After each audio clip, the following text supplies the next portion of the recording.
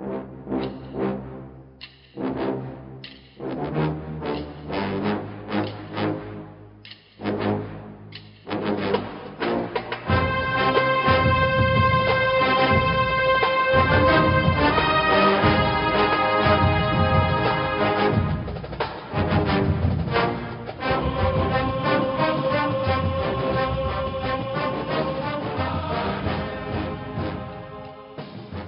morning, Bucknutters. Welcome to the Bucknuts Morning 5 here on Friday, May 20th, 2016. I am Dave Biddle, joined by the People's Champ, Matt Baxendell.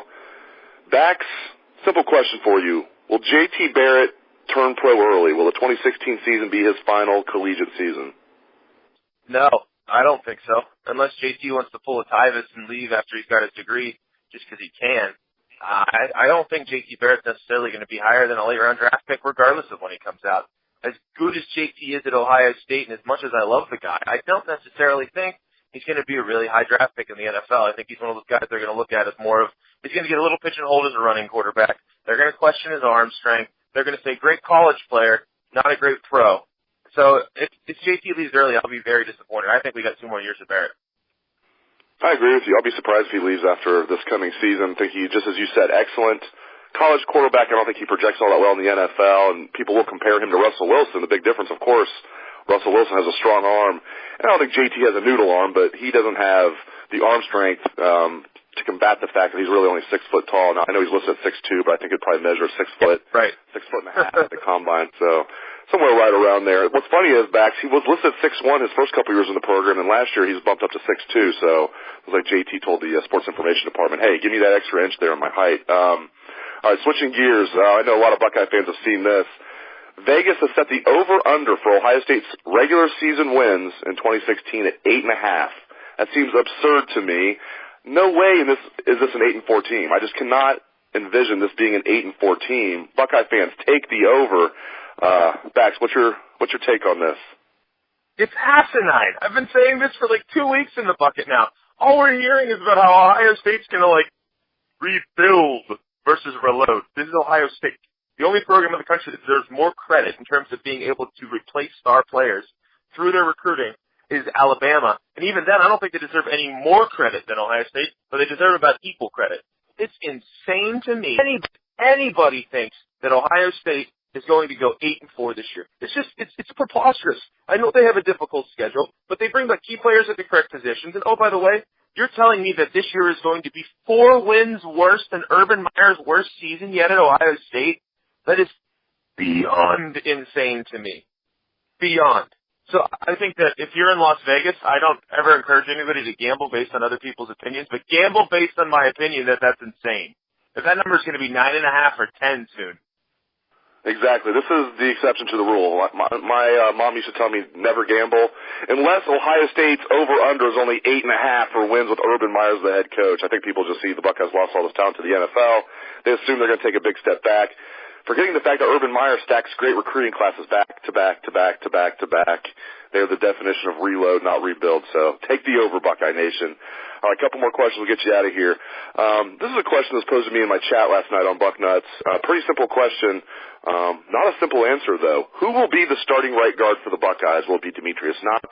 Will it be Michael Jordan? Might it be Malcolm Pridgeon? If he doesn't win the right tackle job, might they slide him to right guard? Could it be Matt Burrell?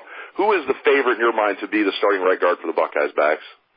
Well, right now I'm a favorite to be the starting right guard. I think at this point has to be Demetrius Knox, but I say that with a sort of grain of salt at this point because let's be real honest here. This is a situation where we don't know. What happens if Pridgeon comes in and blows the doors off at right tackle? Are they going to decide that they want Isaiah Prince on the field no matter what?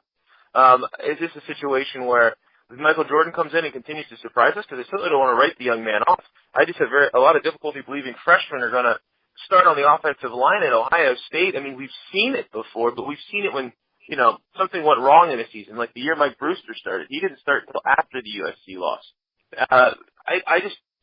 I'll be very impressed if it's Michael Jordan. I think the best bet would be Demetrius Knox, but it's kind of like the Republican primary this year where there was 18,000 people, except there's no Trump in this race.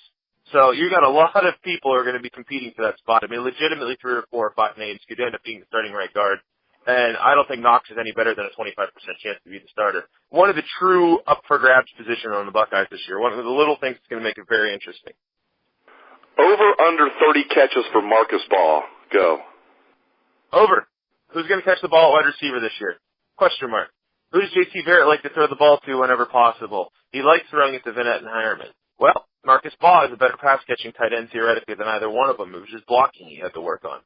He got targeted a lot in the spring game, and I know spring game catches are fool's gold, but I like Marcus Baugh a lot in terms of his skill set. I'm really happy it seems like he's gotten it together off the field. So at this point, I'm going to go over. I mean, the Buckeyes are going to play 14 games. That's 3 catches a game for Marcus Baugh. You have to think he's going to get that, because there's going to be one game where he's going to have 6 or 7 catches. That's just the way it's going to work with the ebb and flow of the team this year. So I'm going to go over, but I'm going to go over and say like 35. Hey, that for an Ohio State tight end, that would be a prolific season, that's for sure. So we'll see. By the way, we say this every year, Dave, don't we? Every year we're like, totally going to use the tight ends this year. You're right. We do say it every year, and then Urban threw gasoline on the fire by targeting the tight end as much as he did in the spring game. People are like, see, this is definitely the year. Look what happened in the spring game. JT checks down to his receivers well. As you mentioned, in 2014, both Hireman and Van Nett had pretty decent stats during that season. They were splitting time. Now with Marcus Baugh, the job all his.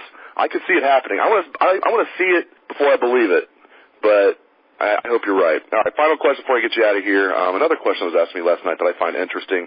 How long do you think Greg Schiano will stay? I think he will stay 2 years max. Won't surprise me if he's one and done, but I think for him to be one and done, it would take a great college head coaching job to come open and offer him the job. Like, he's not going to leave Ohio State for Purdue.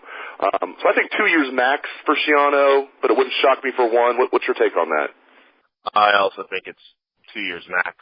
1 wouldn't surprise me. I don't think it'd be 1 because I think he probably made the 2-year commitment to Urban, but like let's say something happens and Schiano has a pretty good job offered to him after 1 year. Like if Ohio State is playing in the playoffs and the defense looks light out, I don't necessarily know that Schiano is much more than a hired gun for a year. I hope we get 2 out of him, but I think 2 is the ceiling. I mean, he's 2. How many NFL head coaches are college defensive coordinators?